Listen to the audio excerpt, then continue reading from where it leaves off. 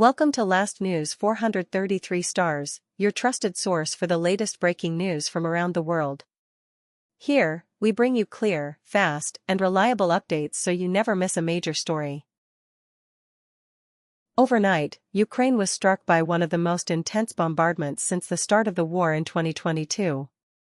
Officials in Kyiv report that Russia launched hundreds of drones and missiles targeting the capital and several other regions. The attacks came while civilians were sleeping. At least 4 people were killed, including a 12-year-old girl, and dozens more were wounded, though the numbers continue to change as emergency teams search the rubble. Footage shared by Ukraine's foreign minister shows flames bursting from multi-story apartment blocks in Kyiv. Some residents were forced to take shelter in deep metro stations, a scene that has become all too familiar after nearly 3 years of war. Kyiv's mayor, Vitaly Klitschko, described the assault as massive and urged residents to stay in shelters.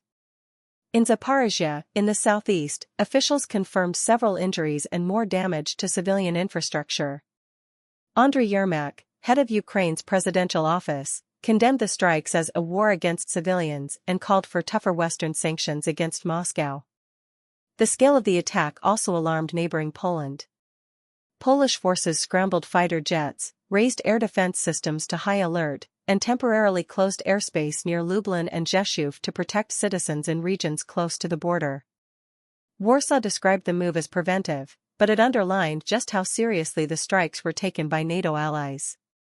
President Volodymyr Zelensky warned that Russia may be preparing for an even wider conflict, testing Europe's ability to defend its skies after multiple reports of drone incursions and airspace violations in countries like Denmark, Romania, and Estonia.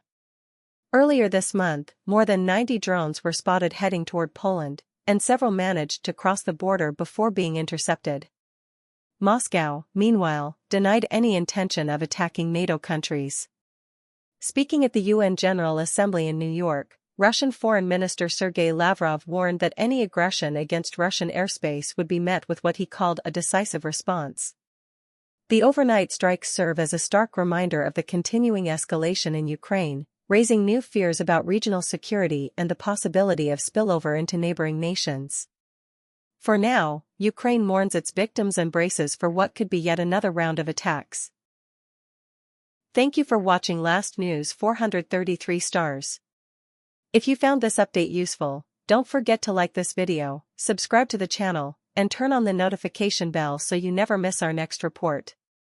Stay informed, stay aware. See you in the next update.